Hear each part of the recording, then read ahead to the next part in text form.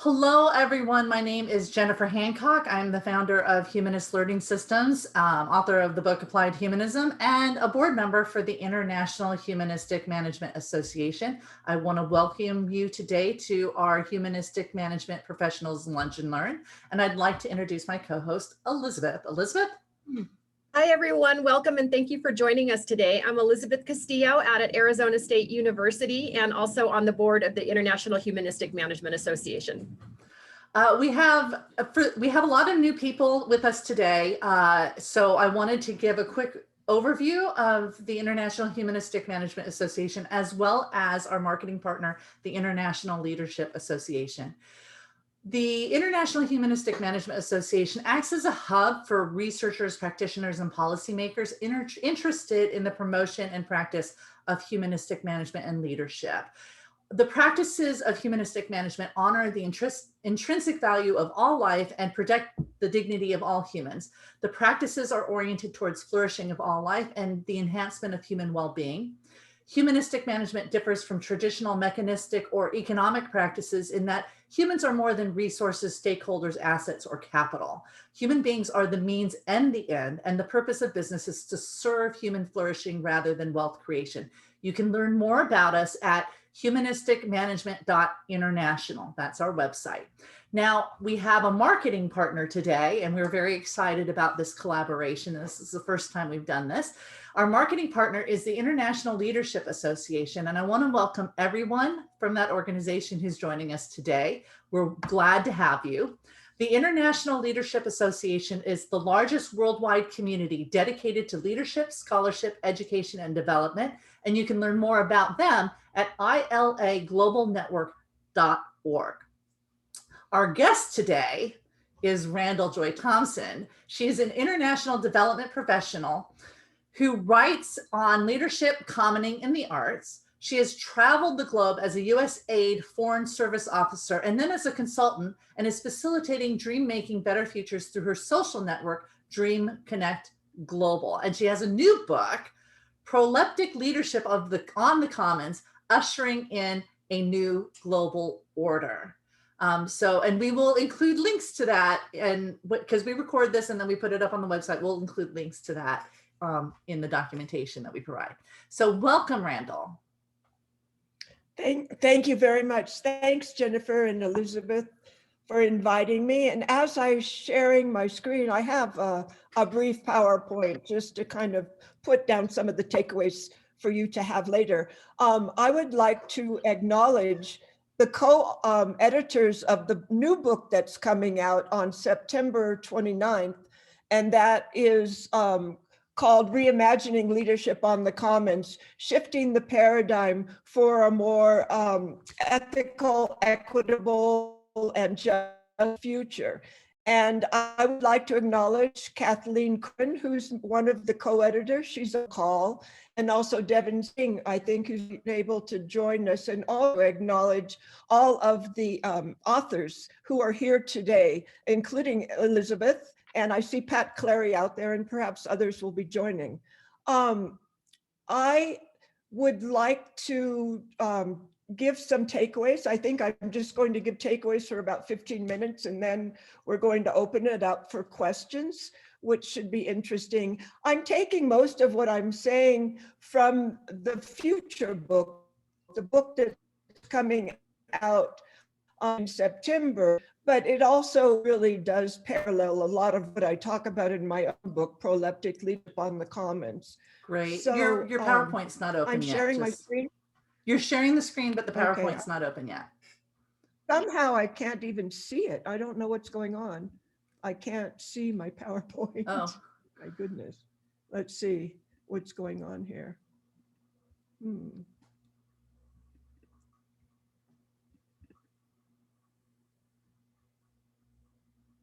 I wonder if it's because of the view somehow. It might be, yeah. If you change your view, you might be able to see it. I think I shouldn't be on the speaker view. So sorry, everybody. You can try stopping to share your screen, and then when you do select it again, select just the open. You need to open the PowerPoint and then share it. And you might want to exit full screen as well, because that's probably part of the problem.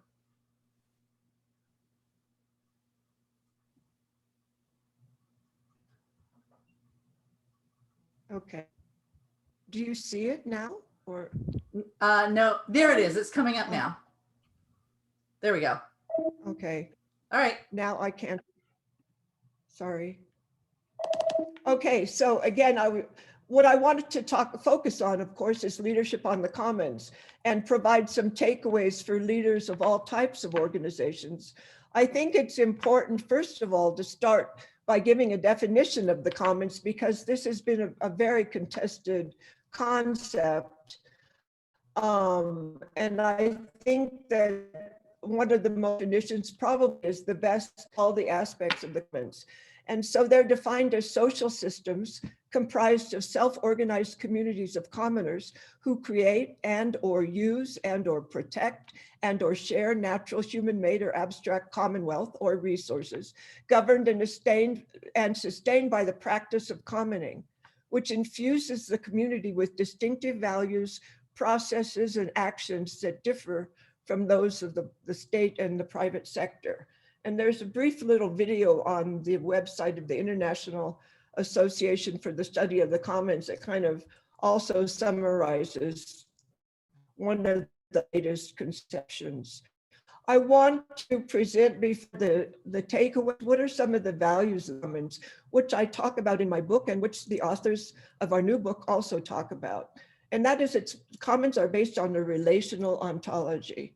The assumption is that humans are cooperative, not individualistic by nature, and that our identity is formed in relationship, not anyway by ourselves alone. So relationships also with the more than human are foundational to our identity. Care and obligation to others and the more than human are foundational to our ethics. Communal welfare and sharing are our overall concern. Autonomy is a major incentive for becoming a commoner, to have more control over our basic needs and one's life. We have the desire to create a life that matters, and we have a consciousness that's ecocentric rather than egocentric. And we support the values of open systems. So what are the implications then for leadership on the commons and shifting the paradigm? Again, my book is all about shifting the paradigm for leadership. And the authors of the book that's coming out on September 29th also talks about the main focus of the book is shifting the paradigm. Well, what does that mean? What are the foundations of shifting the paradigm? Leadership should be that's leadership oriented, creating a more positive, equitable, and just view all, must incorporate the values of humans, which I went over, must be able to see complexities. I mean, we all know that the world is increasing in complexity, and there's been a lot of talk about the world and how can we start to see these complexities and take them into account in our leadership.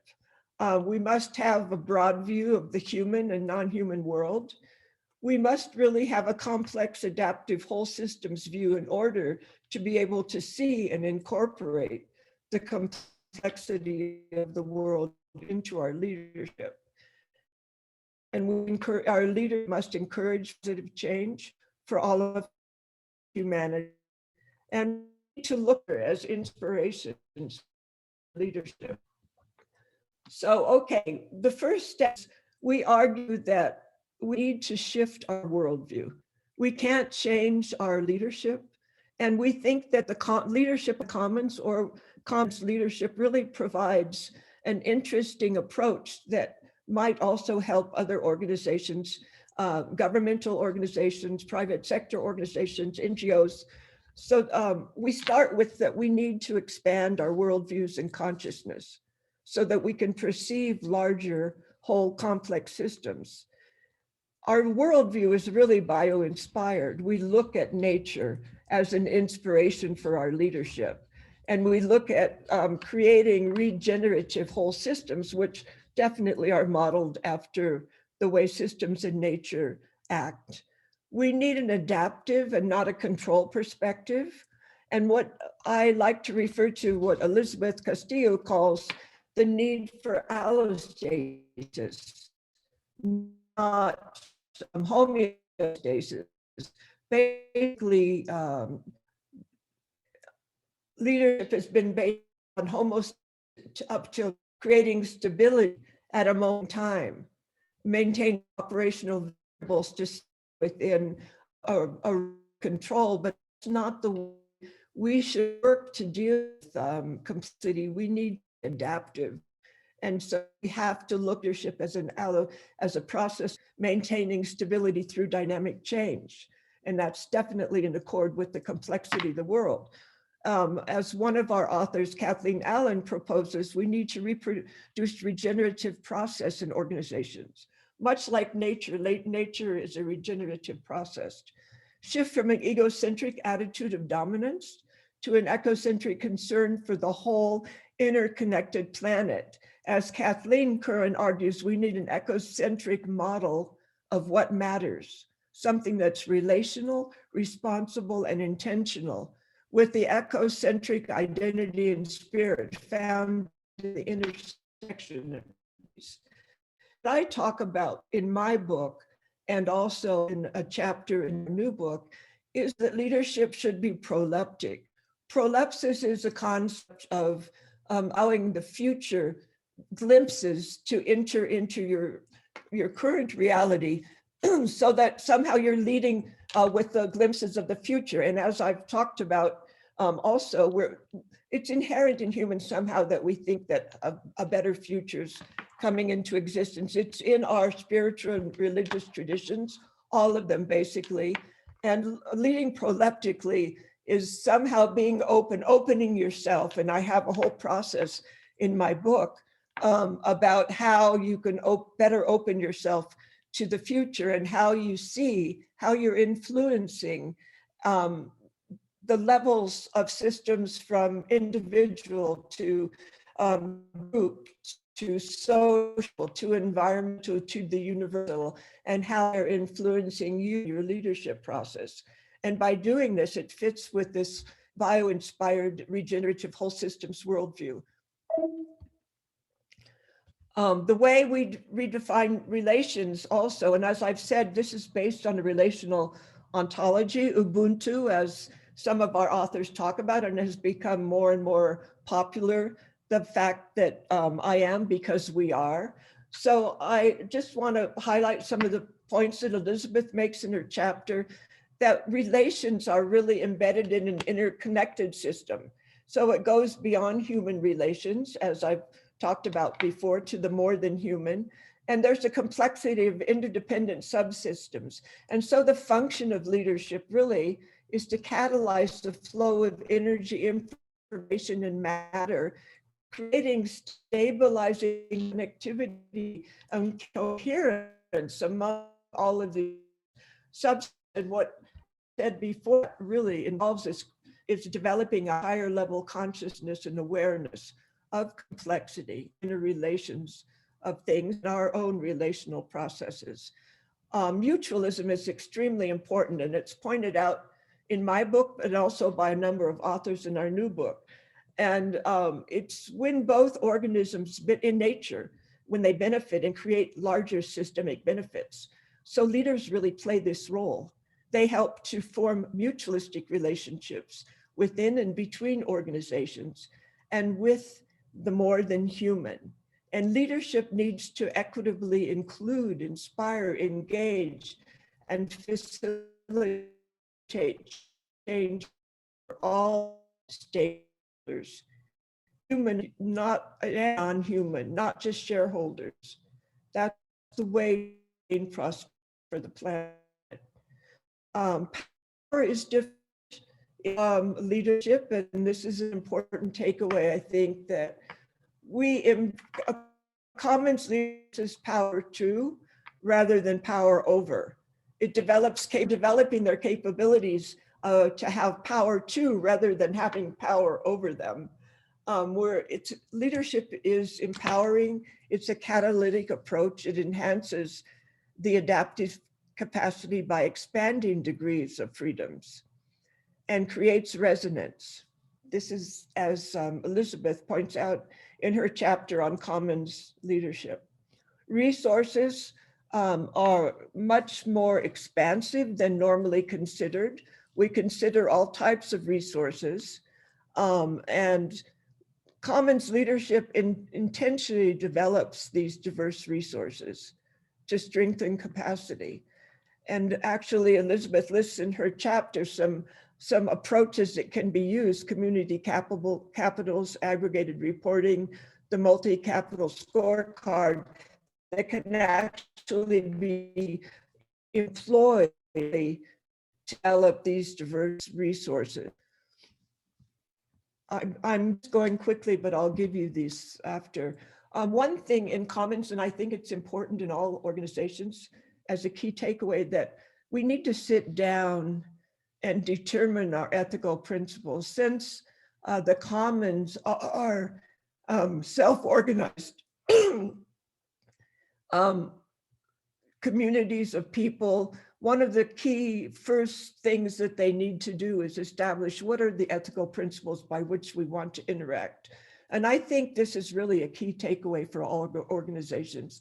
I think it is useful in all organizations to more consciously consider what are our ethical principles, what are the values that we want to uphold within our organization and in the world.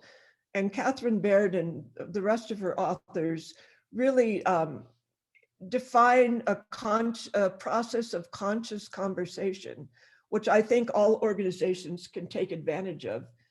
It's anchored by 4 key processes, including ethical sensitivity, spiritual depth, positive engagement, community responsiveness, where the leader and the members of the organization together solve problems, enables social action, and it has qualities and behaviors contributing to common good.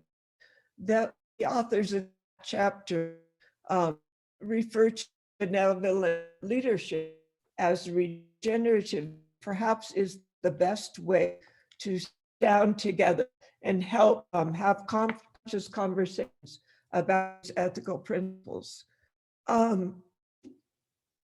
Co-author of our new book, Kathleen Curran, talks about a corporate commons hybrid, which I think is very an unconventional, highly creative thinker. Looking at corporate commons hybrid, possibly one way that commons leadership can be infused in considering non-commons types organizations. And it's definitely founded on a broad human and non-human relational ontology, a shift from egocentric to ecocentric and responsible leadership. And it combines really the engine of corporations with concerns of commons for the well-being of all. And again, as I mentioned before, an ecocentric model of what matters. It's relational, responsible, and intentional with that ecocentric identity and spirit. And it equitably includes, inspires, engages, and facilitates change for the good of all stakeholders, not just shareholders. And she uses the example of Patagonia. I would like to just add also in my book, I use a human action perspective to describe how proleptic leadership works, arguing that leadership connects all levels of our being in the world, our individual, our relational with others close to us, with our teams, with our communities, with our societies, with the environment, and with the universal. And by what universal, I draw on spiritual traditions and also on, systems traditions, which shows that complexity is increasing over a time, that there is an evolutionary process going on at the universal level.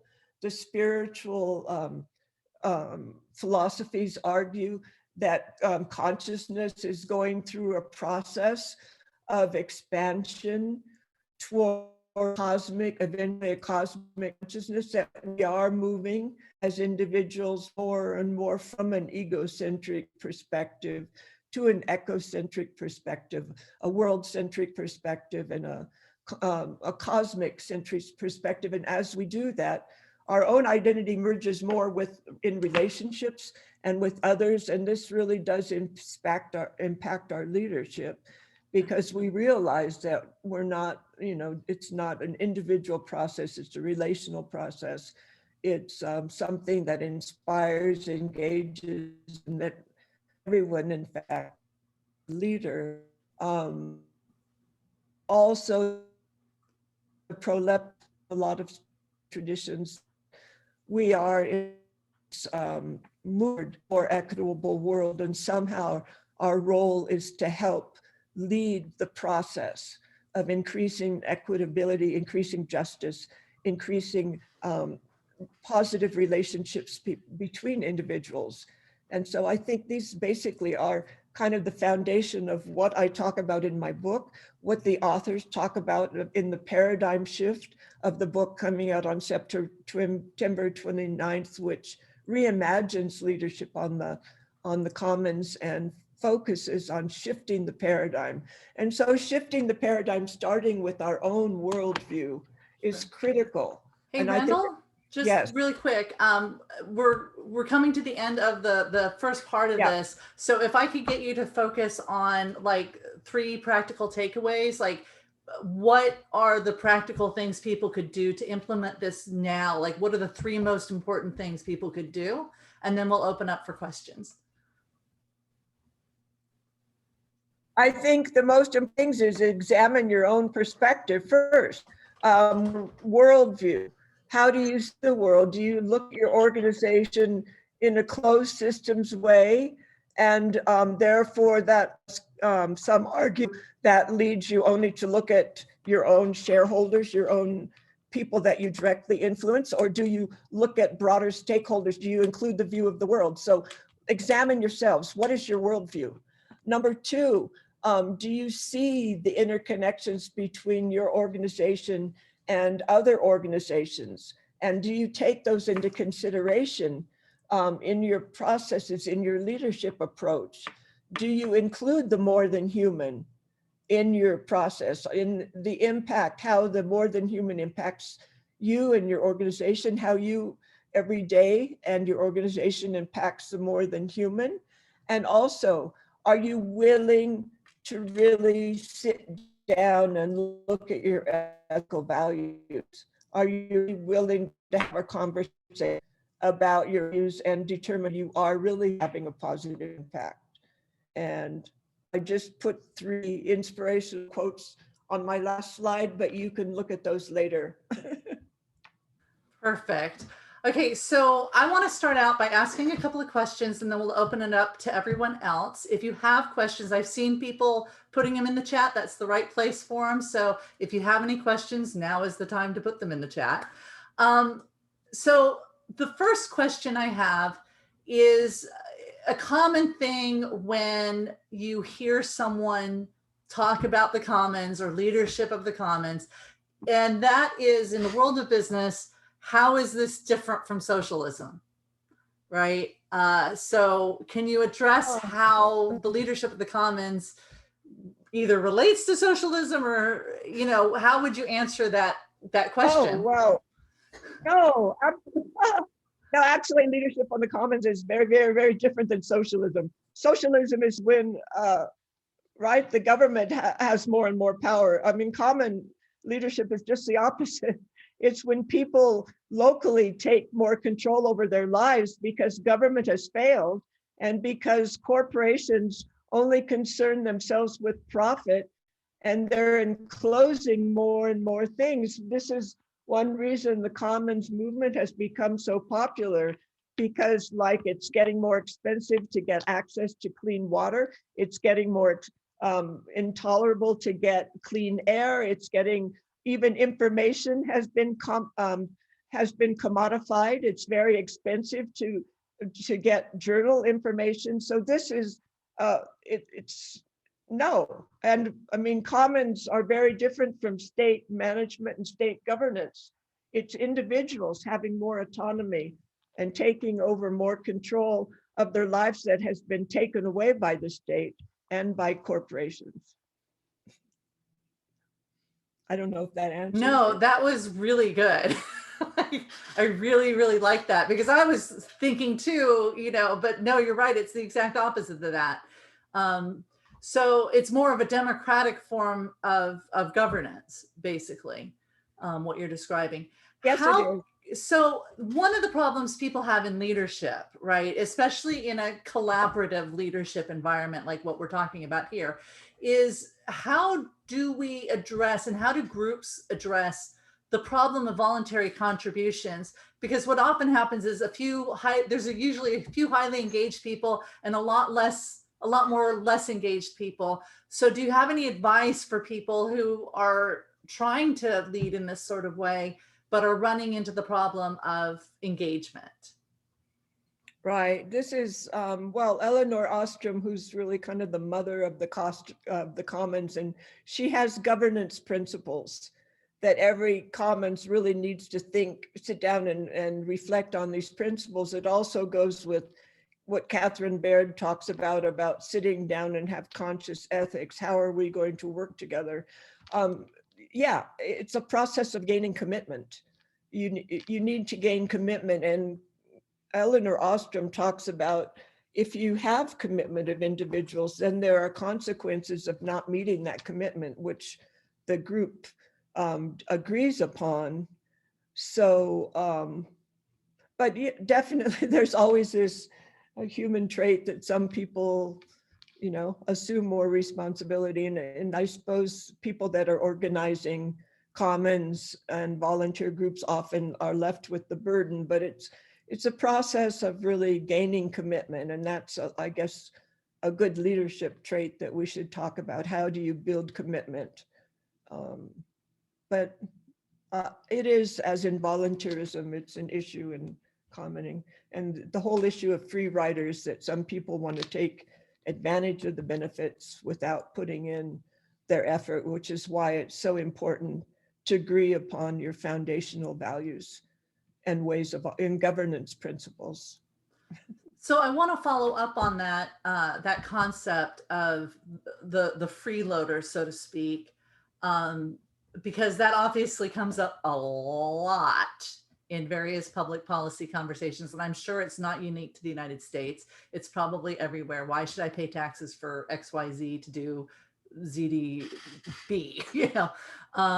And so do you have advice for individuals interested in a commons approach to how we respond to people concerned about the freeloaders? Because I think in any commons there will in fact be freeloaders, but what's your advice? Yeah, this goes back to what I was just talking about the principles of governance that Eleanor Ostrom established, and also this idea of having conscious conversations about ethics. And definitely it was Garrett Hardin who, kind of talked about the commons. That was his issue. If you have a shared resource, like he was talking about land, that you'll have some freeloaders who will be using it without any commitment. And that's the whole purpose of not the whole purpose, but one significant purpose of Eleanor Ostrom's 8 governance principles, that you gain, that there are consequences, and that individuals who are freeloading can actually be kicked off of the commons. They agree to that. If they're part of the commons, one of the ultimate consequences is not being allowed to be part of it anymore. Oh, that's really interesting. So I'm going to do one more follow-up question, and then we'll open up to the questions of the group, because there was a question that we got early on that directly relates to this. So there's the problem of the overgrazed commons, right, that you need to protect against. But there's also the question of how do you cultivate the untapped commons that are resources that people aren't utilizing yet, and while also dealing with the opposite problem of overgrazed commons. And I hope Well, that makes sense. again, I just want to emphasize again that we don't consider commons like a thing, land. That's not a commons. It's just a resource. It can be commonized or it can be commodified. And when it's privatized, it's commodified. So we're talking about how you organize that item or that resource, that commonwealth. So it's not, we don't say land is a commons. No, land is something out there. We make it. We give it definition by the way that we define it, use it, and so forth. So untapped commons, it doesn't really have that much meaning. Let's say information, let's say. Information has been commodified. It's getting harder and harder to get access to scholarly information because it's been commodified. So you have something like information, and then you have private sector that's putting a value on it, selling it, giving a price to access it. So to commonize it is to open it. And so that's where the open access movement has started. Groups of individuals who are governing, managing information to give greater access. The internet's another, or actually the software is another aspect that has been commodified, and groups are commonalizing it, making it open access. So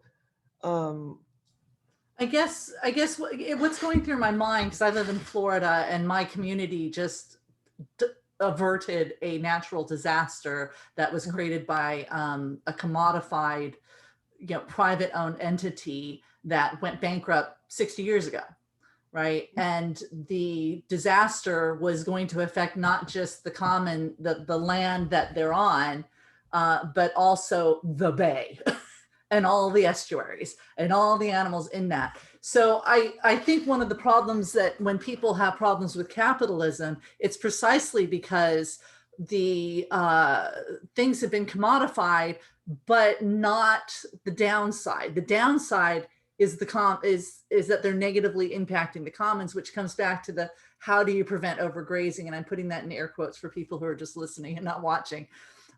Because that is a common problem that communities deal with, is that there are people poisoning the commons. Like in our case, it was almost a radioactive disaster. So when I say poison, I mean poison, right? So how do we use common leadership of the commons to help us deal with these? They're not going away, right? I mean, these things are baked into our system because it happened 60 years ago, right? So how do we use the commons to help us deal with past violations of our commons, what everybody would consider the commons? Do you have any advice or? Well, there's a very intimate relationship, a necessary relationship between social movements and commons. They go together. And often social movements lead to the creation of commons. And in some cases, when things have been commodified, when they're poisoning us, you need a social movement. And the social movement is organized like they're self-organized, they're self-governed. So I think in some cases, the first step is to help create a social movement that's going to put pressure on various powers that are maintaining the status quo and actually, and poisoning us. And those are often, those are often spontaneous. Once somebody starts, others will join in, and definitely, they have a distributed leadership. They work toward both organizing to improve, but also organizing to force others who have power to make changes. So I think that was really, really helpful. I mean, and I'm like thinking about what's happening locally, and you just described what the response was. Elizabeth, do you want to open up the questions that we're seeing in the chat room? I sure will, because we've got a lot of great questions. And I will start off with William Fuller's, who asks a doozy, and it's creating a new paradigm is heady stuff. How do you presume to bring along those who might rightly or not feel that they are being dispossessed? I have grave misgivings about your postulation of human cooperativeness. Okay, well, there have been a lot of studies by high level scholars, that I refer to them in my book, that have shown that humans are more cooperative than competitive and more communal than individualistic. It's kind of a myth. It's been a myth of capitalism that we're totally we just maximize our own benefits. It's really not necessarily true, although there are people that do that. Maybe, I know there was one question that came by about psychopaths. I mean, there are certain leaders of corporations that they say 20% of all CEOs are psychopaths, but anyway, how do you introduce this paradigm? I think if you read my book, it talks about how we commonize the world, and it's basically our example, and it's expanding commons that you change by showing the value of something, that you don't destroy old systems and build new systems from the rubble, that you're pushing by showing new values. And I think that process is really happening. If you look at the leadership literature, there's certainly been a shift to more shared and communal types of relational leadership, breaking down this rigid schism between leaders and followers. I think if you look at organization development, again, there's more and more shift to flatter organizations, horizontal structures. I think there's something happening. And I think in the universal consciousness, the whole idea of care is really starting to be infused more and more. Care for our resources, care for each other. So it's a process. I think the commons, I look at in my book, a whole chapter on some of the major commons thinkers about their models of how we transition to a more common-centric society. And it's definitely a linear process, little by little, and believing that humans are cooperative and acting that way. And, I guess our contention is eventually they'll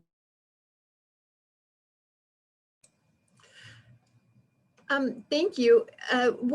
Stephanie asks, what are some of the best practices for increasing inclusion and including everyone? You mean within an organization, or? Let's talk about both within an organization and I think in general in society. So for example, housing, right? Because it's been commodified, only people who can afford housing get to be housed. So maybe within organizations and then more broadly in society. Right. Yeah, this has definitely been one of the main factors that has initiated the whole commons movement, is how do we get included? Our decisions have been taken away from us, and housing is a good example. And again, I'll go back to the issue of, again, social movements and forming more commons and I don't know, there's debate in the commons literature about gaining political power, but certainly one way of including more inclusion is gaining some kind of power so that the system can be changed somehow. So the incentives in the system can be changed such that things like housing are more accessible to individuals, and there's more ways of including people. I think in organizations, it's just a matter of the positional leaders of allowing in all individuals in their organizations to have a voice and to exhibit leadership behavior. I don't know what the magic bullet is, but in society, I think it's continuing some of our social movements that are pushing against all the injustices. It's a matter of perhaps getting people in power that have more of a communal outlook. I wish I had a magic way. I don't know. Well, those are good starting points. Thank you. And then we also had a request from Letty that if you could at some point put the reference for Catherine Baird in the chat. But the next question we'll go to is from Lisa, and she asks, what forces and influences enhance or enable commons leadership, and what gets in the way? I have a sense that self-interested leadership that plays on fears is unfortunately a paradigm that can easily take over like a weed. So again, what were the forces that started commons leadership? Is that the first part of the what things factors enhance or constrain commons leadership? Okay. Yeah, we certainly have seen the whole issue of fear now, currently in society. We're all living in fear. But I guess in my book, Proleptic Leadership, I argue really, prolepsis in the spiritual traditions is definitely a view of a positive future somehow. Some might argue it's faith oriented, or that we have faith that humanity is improving somehow. And if you look through the sweep of history, you can see that in certain areas. In certain other areas, no, it seems to be getting worse. But I think part of that is allowing the glimpses of that positive future to infuse our everyday lives and our everyday way of dealing with individuals and dealing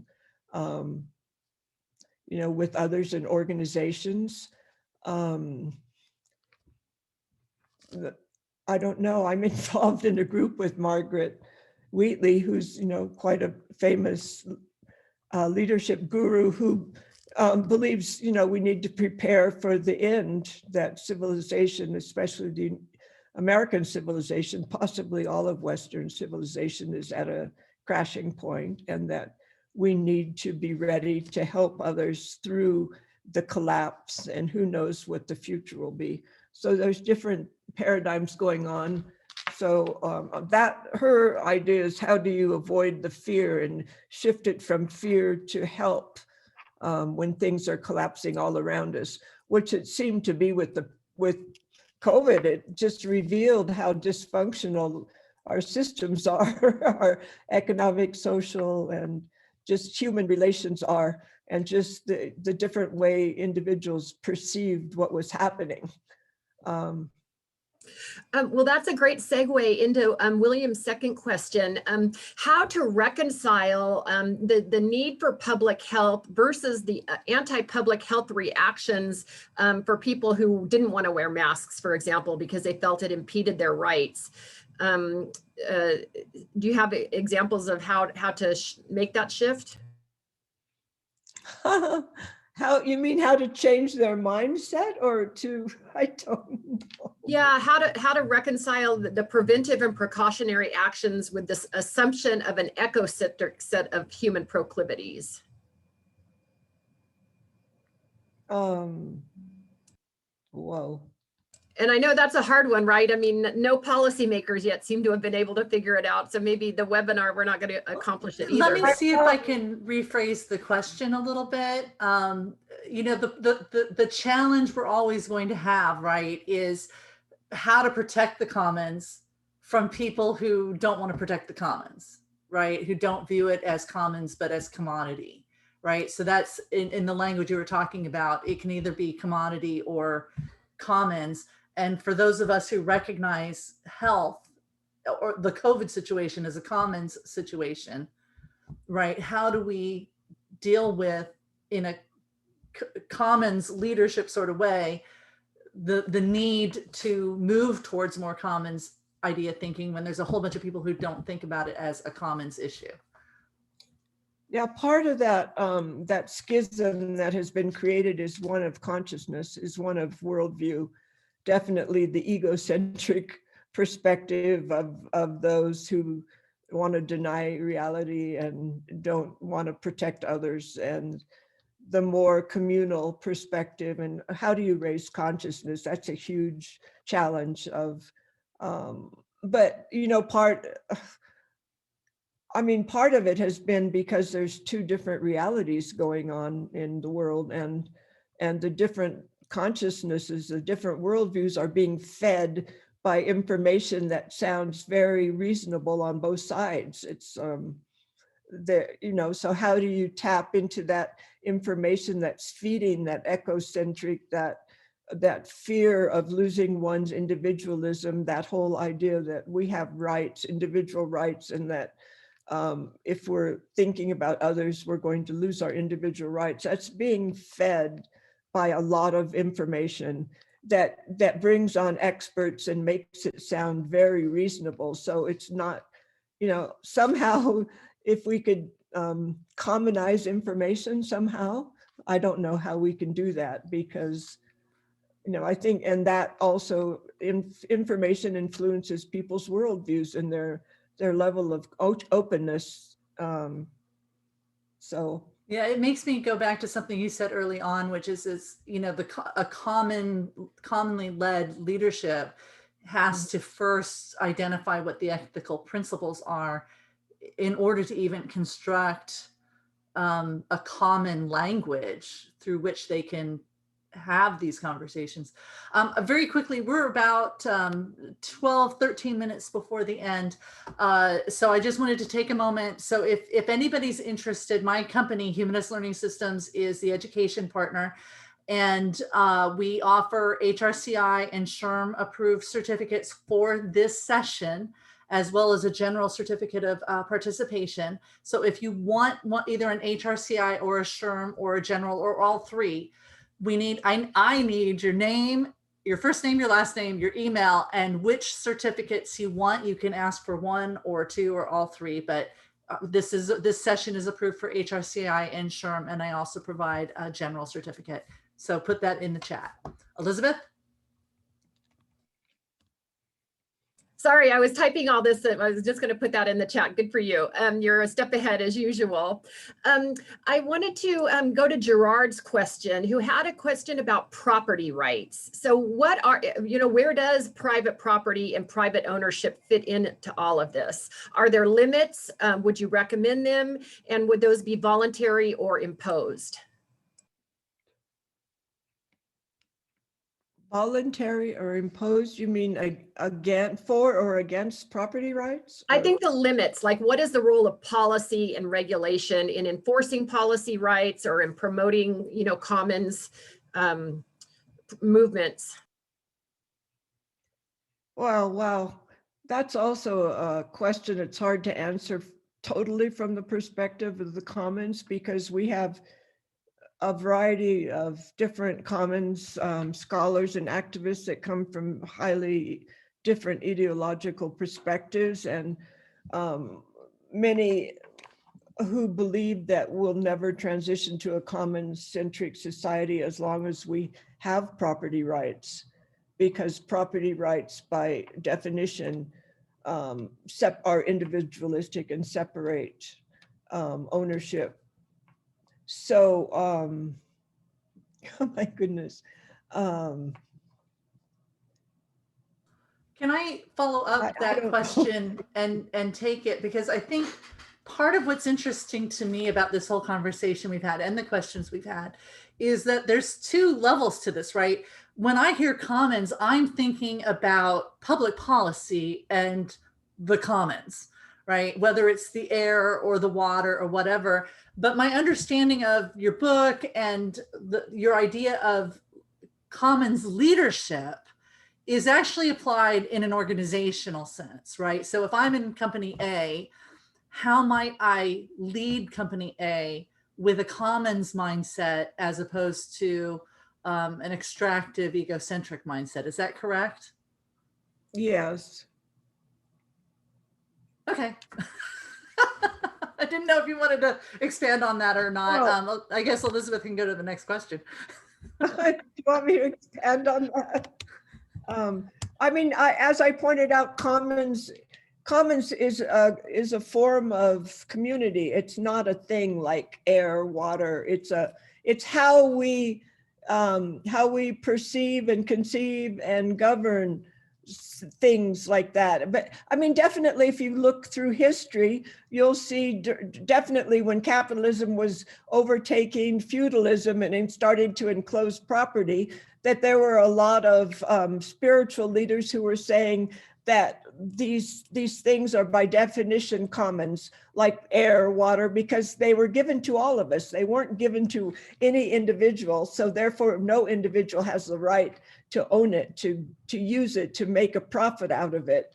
But so the way we distinguish now is through the way we govern certain things out there, certain commonwealth, we call them, things that are given to us by nature, but also human creations, like the internet, like, information, whatever. Genes is another thing that individuals have tried to commonize because companies have commodified genes now, and that seems totally irrational to humans. So I think it's not only within an organization, it's just a way of approaching what is given to us in commonwealth. I don't know how to say it. Thank you, Randall. And I think we'll close with a question, since this is promoted by the International Leadership Association, a leadership question. How can leaders deal with multiple values from internal and external stakeholders at the same time to reconcile these different worldviews and values? It seems like a central a task that has to be accomplished for effective commons governance. Yeah, definitely. Again, I think it goes back to what are agreeing upon the foundational values and ethics of working together. And I think that Catherine Baird, and she's the leader of the Ethics Game organization, the whole idea of conscious conversations. Certainly you can't, necessarily change people's worldviews or outlooks, but if people agree to work together, there has to be certain areas that they're willing to agree to stand for and abide by. I don't think it's a matter of changing people's worldviews or whatever, but getting agreement on how we can work together. And I don't know, Congress certainly is giving us a different example of that. So I don't know, we have no examples in our government. So I don't know. I just look at it in the narrow sense of teams that I've been leading. Randall, would you mind if I added something? No, please, This is Kathleen. Kathleen's a co-editor of our new book. Hi, I just wanted to add something because I thought it might touch on the idea of the leadership and what does it take. And I used in my chapter the example of Patagonia. So if anyone is not familiar with that company, I would suggest you go to their website. And even the website itself shows the perspective of the owner and the company, in that you see on the tabs products and activism. And so that company has a main value system that is very commons oriented. The owner says, we're in business to save the planet. So that's the first thing. The owner must have that mindset and have that perspective on what their goals are, what their actual intent in their business is. But the other thing that they do, besides supporting activists, so people who go to buy Patagonia goods are sports people, rock climbers, and so on. But it's all related to the resources that we're all associating with commons. And that gives people funding and connection with others wherever they are in their own community or around the world that share the same. So it starts building a network And I think that's what we're after when we're thinking, how do we shift a paradigm? It's building a critical mass, and it is supporting business as well, but it's supporting for the good of the planet.